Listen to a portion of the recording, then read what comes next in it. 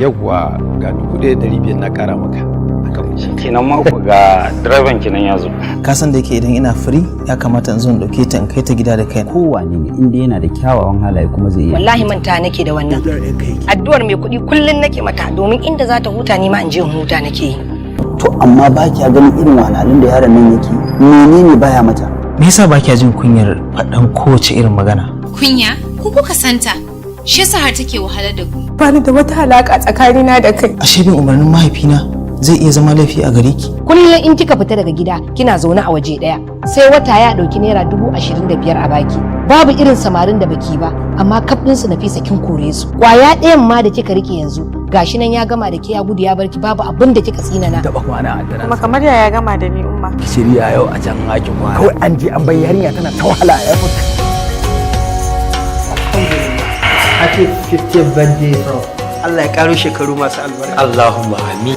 Ashe na baka shekara 2 a rayuwa. Kai ina da ja. Life is partly what we make So and nake partly bangaren. what is made by the friends we choose. A group of friends who grew together, share a strong bond. A businessman, a doctor, an engineer, and a professor.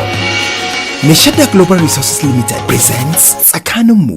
Ke zuciya ta aminta da ke aduwar farko sannan a sanna cikin raina kika yau karko daga ajin da ke a gare ni ba yanzu na sako babu komai babu kowa ki zo mu je miyo bai ko na yarda mutu kai kuma kara yarda in mutu ke kuma sai da ke miki ba zai idayu.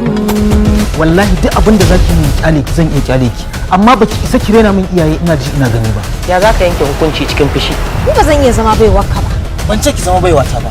Kaga ni a gurina da namiji da mace duk ɗaya suke babu wani bambanci. Dalili shine biki rayuwa cikin mu ba. Rayuwar da kika yi ta turai amma ki sani ya zama dole ki koya.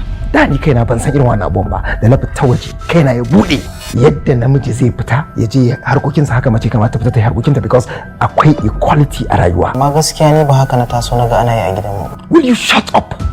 Ni zaka kalla ka ga gidanku? Well, ba mamakin ka faɗa ka game da gidanku. Gidan da ilimi karanci, jahilci yayi yawa.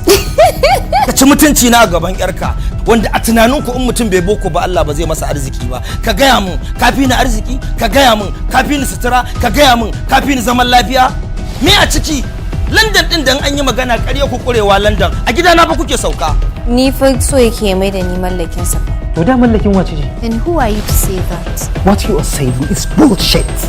To ai masa uzuri. This is the problem of illiteracy. A jami'a ne ake kallon ka da kima. Inna lillahi wa inna ilaihi raji'un.